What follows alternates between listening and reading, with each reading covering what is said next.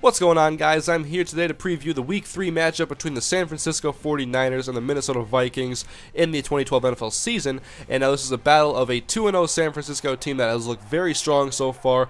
They are a lot of people's Super Bowl picks, and I think they're going to have a good chance of winning the NFC and representing that conference in the Super Bowl. Whereas the Minnesota Vikings are still in rebuilding mode, and they haven't had a great season so far. They did struggle down the stretch against Jacksonville, but pulled it out in the end thanks to Christian Ponder and Blair Walsh. And then last week they could not pull it off as their defense let Andrew Luck drive down the field, and Adam Vinatieri kicked a game-winning 52 or a 53-yard field goal. And so the Vikings are 1-1, but are playing at home, a building where they play much better than on the road.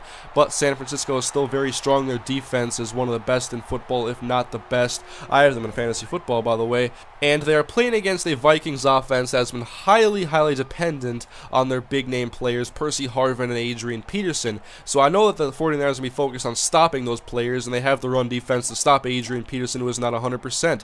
But hopefully, for me being a Minnesota Vikings fan, that they can do enough on offense or in the running game to help that offense remain balanced, because I know they're going to send a lot of pressure at Christian Ponder on passing downs, and so if this offense is one-dimensional, it's not going to be very good for Minnesota and the young quarterback Christian Ponder, who has not thrown an interception yet this year, but this could be the week he throws his first of the season, and he's been the NFL's leader in completion percentage with a 76% completion rating, but most of his passes have been like screen passes to Percy Harvin, and a lot of very high percentage throws that have been very contested, and they've just been very short. And when he has tried to stretch the field, it hasn't always been pretty. A lot of his deep passes aren't very good, and he doesn't have he has too much hang time on him. I think he throws them with too much loft, and that allows the defensive backs to get underneath him and almost make interceptions, but luckily they have not this year yet. But I'm not really confident in the Vikings offense this game against the San Francisco defense. They don't have a vertical threat yet because Jerome Simpson is still suspended until week 4 against the Lions. And so I expect the 49ers to really game plan around Percy Harvin and Adrian Peterson. They're going to stack the box and likely do some things so that Percy Harvin can't get a lot of yards after the catch like he's been getting in the first 2 weeks of the season. But the Vikings, they are at home. They play better at home than they usually do on the road. And if I've noticed something about the Vikings ever since I've been a fan, it's that they play to the level of competition in the majority of their games. Against a lot of good teams, they'll play very well. Then against a bad team in their next week, they'll play poorly and lose. I mean, so you never know what Vikings team you're going to get. But I don't think we're going to see a great Vikings team this week. If this offense is successful, Christian Ponder needs to have one of the best games that he's had in his career against this San Francisco defense that is just so good. Kyle Rudolph needs to be a big part of the passing game if they're going to open things up in the middle of the field, because that's where Percy Harvin's going to excel. And Kyle Rudolph's a great tight end. I think he's going to be a Pro Bowl tight end one day, and hopefully this season if he can start getting it going. He's had a pretty good start, but not a very fast start. So I want to see a lot more of the twin tight end offense succeed, because we haven't seen John Carlson play much.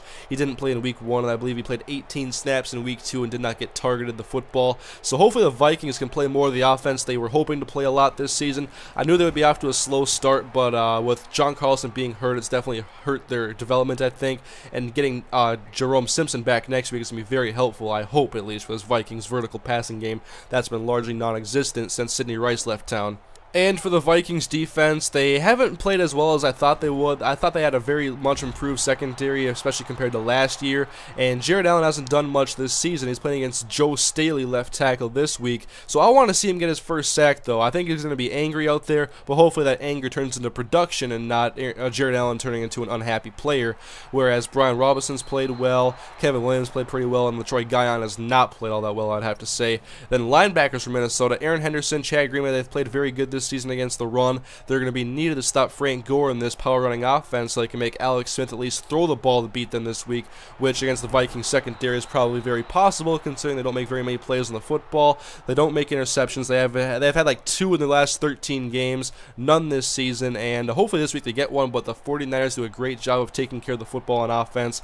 Alex Smith just does not throw interceptions anymore. And also, this is Randy Moss's return to the Metrodome in his first game as a member of a team other than the Minnesota Vikings in that building. I want to see how many snaps he gets, and if he gets a touchdown, I won't be that angry, because I've been a big Randy Moss fan for a long time.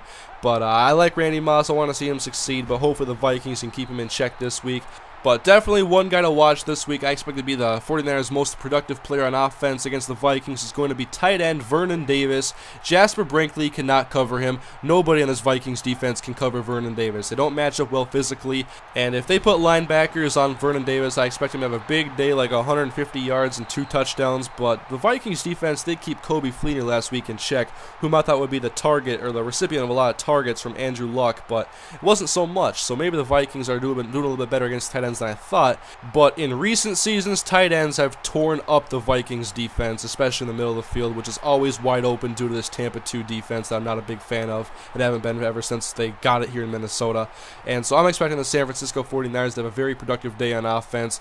If they can get the running game going, they're going to definitely be in control of this game and will control a lot of the clock, whereas the Vikings, they need to be good on third down. Christian Ponder needs to be very efficient against a good defense. He will be pressured. He will be sacked quite a few times, I assume. But I think the Vikings' best chance at winning this week is if San Francisco takes them lightly and the Vikings catch them napping, because the Vikings, they have good players. I mean, they're a rebuilding team, definitely, without a doubt, but they do have some good players, and if they can catch the 49ers napping, they may have a chance, but I am not banking on that. I am taking San Francisco in this matchup by a score of 27-16. And if I'm Minnesota, I stack the box, I try to stop Frank Gore as much as I can, and if Alex Smith beats it through the air, well, then he beats it through the air, because you're going to get beat one way or another probably against this 49ers offense. Try to stop Frank Gore, try to stop Vernon Davis, and that is your best chance for the Minnesota Vikings defense. And on offense, just try to get some big plays and open up this defense and remain balanced, I think is the key for the Vikings. But I'm taking the Niners in this one, so either way, I'm going to be happy this week, because either way, I'm going to get a pick right or I'm going to have the Vikings win. So I hope the Vikings win, but I'm not banking on it. I would not put money on it. 27-16 49ers. So guys, leave your thoughts in the comment section what you think about this matchup. I'm sure everybody's going to be picking the 49ers. It's pretty unanimous so far. But we'll see if the Minnesota Vikings can be a surprise this week, if they can pull it off somehow. I would love to see it happen. But anyways, guys, the video is coming to an end. So thank you guys for watching. I'll see you guys later. Have a great day.